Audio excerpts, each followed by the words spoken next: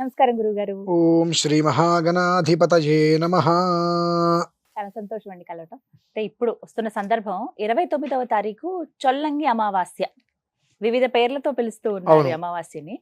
సాధారణంగా అమావాస్యని ఎక్కువగా పూజించరు. ఆ రోజున ఏమైనా పూజ చేయాలన్నా భయపడతారు. అవును. అమ్మో! ఇవాళ అమావాస్య కీడెక్కువుంటుంది కదా! ఏ అని పని చేయొద్దులే అని ఉంటుంది. పౌర్ణమికి మళ్ళీ చేస్తూ ఏమన్నా ఉంటారు. మంచిదన్నట్టుగా భావిస్తాం. కానీ ఈ అమావాస్య చాలా విశేషం అని చెప్తూ ఉన్నారండి. అసలు ఏమిటి ప్రత్యేకత ఈ చొల్లంగి అమావాస్య? తప్పకుండా.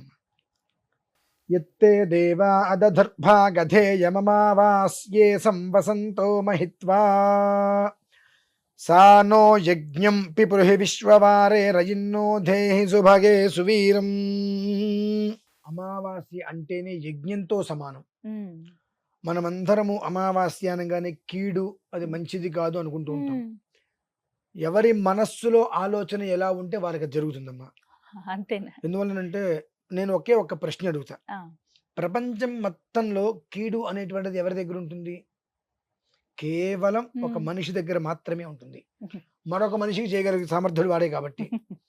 అంటే హ్మ్. ఈ అమావాస్య కావచ్చు, ఇవన్నీ కూడా ఎప్పుడూ కూడా ఇవి కీడు తిథులు కాదమ్మా. హ్మ్. శ్రీకృష్ణ పరమాత్మ భారత యుద్ధం విజయ ముహూర్తాన్ని కాంక్షించి అమావాస్య రోజు నాటికి ముహూర్తం పెట్టింది. హ్మ్. మనం అంతకన్నా గొప్ప వాళ్ళమైతే కాదు కదా! నిజమే కదా! దాన్ని అది పనికిరాదు అని చెప్పడానికి. అది పనికిరాదు. ఎలా పనికిరాదు? హ్మ్. నువ్వు ఏ విధానాన్ని అనుసరిస్తే ఆ విధానానికి అది మలిచి ఉంటుంది. హ్మ్. వె ఒక ఇనప ముక్కని ఇలా మీరు వంచలేరుగా. దాన్ని సాధ్యం కాదు. బాగా కాలిస్తే మీకు వంగుతుంది. వేడి చేస్తుంది. అలానే అమావాస్య అనేటువంటిది చాలా శక్తివంతమైన రోజు కనుక హ్మ్. మీరు ఈశ్వరుణ్ణి పూజిస్తే శుభం కలుగుతుంది. హ్మ్. దైవం, దయ్యం, శివం, శవం అంతే. హ్మ్. మనలో ఆయనుంటే శివం. హ్మ్. ఆయన బయటికెళ్ళిపోతే శవం. కాబట్టి అంతే. దైవం, దయ్యం. హ్మ్. నువ్వు ఏ బీజాక్షరాలను ఉపయోగిస్తున్నావో తాంత్రికంగా ఆరాధిస్తే అది నీకు ఉపయోగపడుతుంది. హ్మ్. మంత్రశక్తిగా ఆరాధిస్తే అది నీకు ఉపయోగపడుతుంది. కానీ అమావాస్య ఎప్పుడు చెడుది కాదు. మన ఆలోచనతో ఆలోచన. విధానంలో మనం ఏది చేస్తున్నామో అది మనకి ఫలిస్తుంది అంతే. హ్మ్. కాబట్టి అమావాస్యని చెడ్డుది అని మనం అనుకోవడానికి అర్హతలు లేవండి. హ్మ్. శుభ నక్షత్రే, శుభయోగే, శుభకరణ ఏవంగనని ప్రతిరోజు చెప్పుకుంటాం. అవును. అంటే ఏ రోజు మంచిది కాదు అనుకోవడానికి వీలేదు. ఉదయం లేచిన దగ్గర నుంచి రాత్రి పడుకునే వరకు హ్మ్. ఏదో ఒక రకంగా నువ్వు టిఫిన్ చేసావు, భోజనం చేసావు, బయటికెళ్ళావు, ఇంటికొచ్చి భార్య బిడ్డలతో సంతోషంగా ఉన్నావు. కాబట్టి ఈరోజు నీకు అన్యాయం చేయలా. హ్మ్. కాబట్టి దీన్ని నువ్వు తిట్టుకోవాల్సిన అవసరం నీకు లేదు. మనం హ్మ్. ఆలోచన విధానం. అవును. ఆ విధానం. అయితే మంగళవారము, అష్టమి ఈ కాస్త ఇవి వచ్చినప్పుడు, హ్మ్. ఆదివారము ఇవి ఆదివారం కలిసి రోజు ఒకటి. వచ్చినప్పుడు ఈ తంత్ర ప్రయోగాలకి ఎక్కువగా ఉపయోగపడుతుంది అని మన వాళ్ళు అంటూ ఉంటారు. హ్మ్. ఉపయోగపడదమ్మా. హ్మ్. ఇవి మారు కోరుతూ ఉంటాయి ఎప్పుడు. ఆహా! మంగళవారం గాని, అష్టమి గాని, ఆదివారం అనేటువంటిది హ్మ్. మారంటే వృద్ధి పెంచుతూ ఆహా! ఉంటాయి. హ్మ్. నువ్వు దేన్ని ఆకర్షించేది ఆకర్షించే విధానంలో ఉన్నావో, దేన్ని హ్మ్. అనుసరించే విధానంలో ఉన్నావో అది 1000 రెట్లు వృద్ధి చెందుతుంది. ఓహ్! అంతే తప్ప ఆ రోజు నాడు నువ్వు కేవలం తంత్ర ప్రయోగమే చెయ్యాలి అని కాదు. ఎవరికైనా ప్రాణ ప్రమాదం వచ్చింది. హ్మ్. ఆ రోజు నాడు చేసేటువంటి ఈశ్వరారాధన చేస్తే 8 సంవత్సరాలు బ్రతుకుతాడు. అబ్బా! అవునండి. వెంటిలేటర్‌లో ఉన్నాడు మనిషి. ఆ! ఆక్సిజన్ పెట్టి. ఆ! తీస్తే చనిపోతాడు. అనే పరిస్థితుల్లో త్రిశూల ఆరాధన. హ్మ్. వీఫూదిని ఒక ప్లేట్‌లో వేసుకొని 8 వైపులా కూడా వీఫూదిని త్రిశూలంలాగా పెట్టి ఆ మధ్యలో శివలింగం హ్మ్. పెట్టి ఈశ్వరారాధన చేస్తే హ్మ్.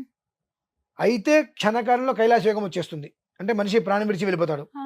లేదా 8 సంవత్సరాల ఆయుష్ వస్తుందండి. అబ్బా! అమావాస్యకి అంత గొప్ప యోగం ఉంది. ఓహ్! ఇది హ్మ్. బయటకి చెప్పరు. ఎందుకంటే చెప్తే నమ్మరు. నిజమే. నిజమా అని అనిపిస్తుంది నిజమని కాదు. చాలా ఇక మందికి. రకరకాలుగా మాట్లాడుతుంటారు. హ్మ్. తమిళనాడు వెళ్ళండి అమావాస్య పండగలాగా చేసుకుంటారు. చాలా బాగా ఘనంగా మన వాళ్ళు జరుగుతుంది. అమావాస్య అంటే వామ్మో అంటారు. నిజం. అలా ఉంటుందమ్మా. అంటే హ్మ్. సౌరమానము, చాంద్రమానము. ఆ హ్మ్. 2 ఒకటిగా మనం చూడలేం. మన వల్ల కాదు. చూసిన రోజు నాడు మనకంతా ఒకటిగానే కనిపిస్తుంది. హ్మ్.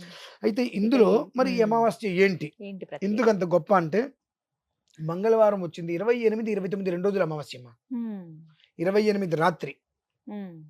29 ఉదయం ఉదయం. అమావాస్య. అంటే ఇప్పుడు ఏ రోజున లెక్కించుకోవాలండి? 2 2 లెక్కించాలి. అంటే ఆ! ఎలా వస్తుంది అంటే హ్మ్. దేవతారాధన, హ్మ్. లేదంటే గనక పితృదేవతలకు ఆరాధన హ్మ్. ఇటువంటివి చేసేటప్పుడు సూర్యోదయానికి కావాలి. అంటే 29. 29 ఆ! చేసుకోవాలి. ఆ! 2 అంతకన్నా ప్రాముఖ్యమైనటువంటిది మనిషి జీవితానికి కావాల్సింది విద్య, హ్మ్. ఉద్యోగం, అవును. వివాహం, సంతానం, సౌభాగ్యం. హ్మ్. ఈ 5. హ్మ్. ఈ 5 మనకు కావాలంటే మంగళవారం సాయంత్రం, హ్మ్. ఉదయం పూట మనకు కందులు దొరుకుతాయమ్మా. ఆ! కందులు ఆ తెలుసండి. కందుల్ని మన ఓపిక 7 కిలోలు సమంజసం. ఆ. మాకంత ఓపిక లేదంటే 2, 3 తెచ్చుకుంటాం. ఓకే. ఉమ్, తెచ్చుకొని ఉదయం నుంచి సాయంత్రం వరకు నీళ్ళలో నానబెట్టి, ఉమ్, ఆ సాయంత్రం నీళ్ళు మొత్తం తీసేసేసి ఉమ్, చక్కగా ఇంత శివలింగం, ఉమ్, వెండిదో, మట్టిదో, ఉమ్. రాగిదో, రాతితో చేసిందో ఏదైనా. ఏదో ఒక శివలింగం, ఆ, ఒక దానికి సంబంధించినటువంటి పండితులు ఉంటారు, ఆ, వారిని పిలుచుకొని ఆ శివలింగం ఇంట్లో ఉంచుకొని ఉమ్, అభిషేకానికి 10 నిమిషాల ముందు ఆ ఆ. కందులు మొత్తం వేరే ఒక దాంట్లో పోసేసి దాని నిండా పాలు పోసేయాలమ్మా. ఆహా, పాలు పోసి ముష్టి అంటారు. ఆ, ముష్టి అంటే మనం బయట ముష్టి వాళ్ళు అంటుంటాం కదండి. ఆ, అయుంగాయుంగాన్ ముష్టీన్ కరోతి, ఇలా పట్టుకోవాలి. ఆ, దీన్ని ముష్టి అంటారు. ఉమ్, ఆ పాలు కందులు కలిపేసింది ఏదైతే ఉందో దాన్ని ఇలా పట్టుకొని, ఉమ్, వాళ్ళకి ఏ సమస్య ఉంది అంటే చదువు ముందుకు వెళ్ళట్లేదా, ఉమ్, అయిపోయింది, ఉద్యోగం రావట్లేదా, ఉమ్, వివాహం కావట్లేదు, దాని నిమిత్తమా, వివాహం అయింది, ఉమ్. సంతానం అనేటువంటిది గర్భస్రావాలు అయిపోతున్నాయి, అంటే ఆ. సంతానం ఇంకా అందలేదు ఒకటి, చూస్తున్నాను, అన్ని అవును. గర్భస్రావాలు అయిపోతున్నాయి, ఉమ్, అదొకటి. ఉమ్, లేదా వీటన్నిటికి మూలమైనటువంటి దంపతుల మధ్య అనురాగం రావట్లేదు. అవును, దాంపత్యం ఇవి సమస్య. ఏంటి, ఈ ఆరిట్లో వాళ్ళకున్న సమస్య ఏమిటనేటువంటి తీసుకొని ఒక్కొక్క దానికి ఒక్కొక్క మంత్రం ఉంటుందండి. ఉమ్, ఆ మంత్రంతో ఆ శివలింగం మీద ఉమ్, ఇలా అభిషేకం చేసుకోవాలి దంపతులు ఇద్దరు, ఆ ఉమ్, పాలు కందులతో సహా. ఉమ్, పూర్తిగా శివలింగం నిండిపోయిన వరకు చేసినా చాలా మంచిది. ఉమ్, నిండిపోయిన తర్వాత ఆ రాత్రి తెల్లవారులు దాన్ని అలా ఉంచి ఉమ్, మర్నాడు ఉదయం ఆ ఉమ్. కందులు కనుక గట్టి పడకపోతే ఉమ్, తీసుకువెళ్ళి పావురాలకి పెట్టేయాలమ్మా. ఒకే గట్టి పడ్డాయి, ఒక్క 10 నిమిషాలు నీళ్ళలో నానబెట్టేసేసి ఉమ్, పావురాలకి వేసేస్తే, ఉమ్, జాగ్రత్తగా గుర్తుపెట్టుకోండి, ఈ విధానాన్ని అనుసరించి కనుక పావురాలకి ఆ ఒక గింజలు వేస్తే అవి ఎంతసేపట్లో ఆ గింజల్ని తినేస్తాయో అంతసేపట్లోనే మీకున్న దోషాలు పోతాయి. ఓ, అది ఉమ్, ఇక్కడ కూర్చొని నేను టీవీ ముందు చెప్పక్కర్లేదమ్మా, అది ఆ, వాస్తవం. ఆహా, ఎందువల్లనంటే అంటే మీరు ఏదో ప్రశ్న అడిగారు కాబట్టి నేను ఏదో గొప్పతనంగా 4 మాటలు చెప్పాలని చెప్పచ్చేమో. ఉమ్, ఖచ్చితంగా ఎంతటి కష్టాన్నైనా ఎంతటి వేడినైనా తట్టుకోగలిగేది పావురం ఒకటే. పవర్. ఉమ్, శివుడు ఉమ్, ఆ శివ తేజస్సును అమ్మవారిలోకి పంపిస్తున్నప్పుడు సుబ్రహ్మణ్య స్వామి జననకు సంబంధించి ఉమ్, తారకాసురుడు వధించాలి. ఆయన ఏమంటాడు పార్వతీదేవితోటి, అమ్మా నీ యోని నుంచి నేను జన్మించాను ఉమ్, అని ఆయన తెగేసి చెప్పేస్తాడు. ఉమ్, సామాన్యుడు కదండి ఆయన, సుబ్రహ్మణ్య స్వామి మహాజ్ఞాని, ఉమ్, సనత్ కుమారుడు అంటారు అందుకని ఆయన్ని. ఉమ్, మరి బ్రహ్మాది దేవతలందరూ వచ్చి ఆ తేజస్సు అనేటువంటి తీసుకోవాలి, ఉమ్, గ్రహించగలిగితే జన్మ బాగుంటుంది. ఉమ్, ఎవరు తీసుకుంటారు, భూమి మీద పడితే భూమి మొత్తం అతలాకుతలం అయిపోతుంది. తట్టుకోలేదు. అగ్నిహోత్రుడు కూడా భయపడుతూ ఉంటాడు, అయినప్పటికీ కూడా ఆ రూపం దార్చు అంటే ఆ తేజస్సు కింద పడేటువంటి, అంటే ఆ తేజస్సు అమ్మవారిలోకి వెళ్ళే సమయానికి వీళ్ళందరూ వచ్చి ఈశ్వరుణ్ణి చికాకు పరుస్తారు. ఆ ఉమ్, చికాకు పరుచుడు వాళ్ళ వైపు చూసినప్పుడు ఆ తేజస్సు అంటే కింద పడుతుంది. ఆ ఆ. కింద పడే సమయంలో అగ్నిహోత్రుడు పావురం లోపల వచ్చి తీసుకుంటాడు దాన్ని. ఉహుం. ఆ మంటని ఆ జ్వాల వేడిని తట్టుకోలేక ఆ తేజస్సు. రెక్కలు కొట్టుకుంటూ నీళ్ళలోకి వెళ్ళి ఆయన వెళ్తాడు. ఉమ్, అలా 6 భాగాలయ్యి ఈయన జన్మ వస్తుంది, షణ్ముఖుడు. ఉమ్, ఆ పావురం మాత్రమే తీసుకోగలుగుతుంది అట్లా ఉమ్, ప్రతి ఒక్కదాన్ని ఇమీడియట్లీగా. ఉమ్, కాబట్టి అందుకే ఇప్పుడు పావురం ఉమ్, వేయమంటున్నారు. ఉమ్, మీరు దేని గురించి అయితే అవి ఇంట్లో పెరగకూడదు. మళ్ళీ ఉమ్, ఇంట్లో పెరిగితే కొన్ని వ్యాధులు వస్తే అది వేరే ఆ, విషయం. పావురాలు రానివ్వద్దండి. ఆ పావురాలకి వాటి పెట్టేస్తే ఉమ్, అవి కనుక తినేసినయ్యా ఖచ్చితంగా 2 లేక 3 నెలలు ఉమ్, ఆ ఫలితం మీరు పొందారా మొత్తం పోయినట్టేది. ఓ. అదొక్కటి ప్రత్యక్షంగా నీ నిదర్శనం, నీ దర్శనం. ఇప్పుడు ఈ 28వ తారీఖున చెయ్యాలండి అభిషేకం. 28 రాత్రి 28 చేసుకోవాలమ్మా రాత్రి ఇది. సమయం అండి ఎప్పుడు 28 చేయొచ్చు? రాత్రి మనకు 7:30 తర్వాత అమ్మా. ఉమ్, 28 రాత్రి పూర్తి చేసుకుని 29 ఉదయం ఆ ఉమ్, పావురాలకి ఆహారంగా వెయ్యాలి. ఇవి చేసేయాలి. ఎంతసేపట్లో తినేసినయ్యో ఉమ్, ఆ 10 నిమిషాలు. ఓకే, ఉమ్, 10 నిమిషాలకి మీరు కొంచెం సమయం తీసుకోండి. అంటే మాకు శాస్త్ర ప్రమాణం ఉంటుంది, ఉమ్, 24 గంటల్ని 20 సంవత్సరాలకి మేము ఉమ్, సరిపెట్టాలి. ఆ శాస్త్ర ప్రమాణం తీసుకోండి. ఉమ్, ఒక 3 లేదా 4 నెలలు ఆ, పూర్తిగా ఆ దోషాలు మొత్తం నిర్వీర్యం అయిపోయి మీ సంతానం కోసం అయితే 4 నెలల్లో మీరు ఏ పూజలు పునస్కారాలతో పనిలేదమ్మా, ఉమ్, కన్ఫర్మ్ అవుతుంది అది. ఓ, ఆ యోగం అనేటువంటి దానికే ఉంది. ఉమ్, అంత తొందరగా బయటికి చెప్పం ఇవన్నీ. ఎందుకు చెప్పమంటే చెప్తే చేయరు.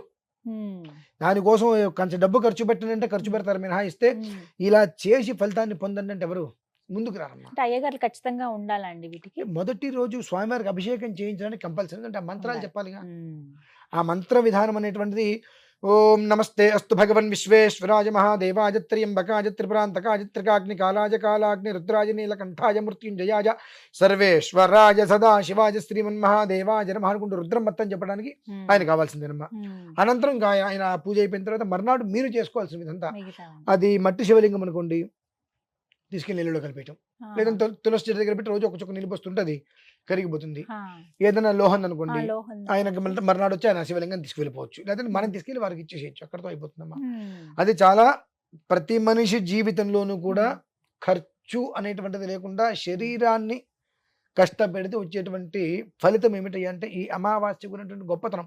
ఎందువలన ఎందుకు? దీపావళి అమావాస్య ఇవ్వగానే కార్తీక మాసం వచ్చింది. ఈ అమావాస్య ప్రతి ఒక్కటి కూడా వెలుతురునిస్తూ వస్తుందమ్మా మనకు. మనం కనిపెట్టట్లా అది.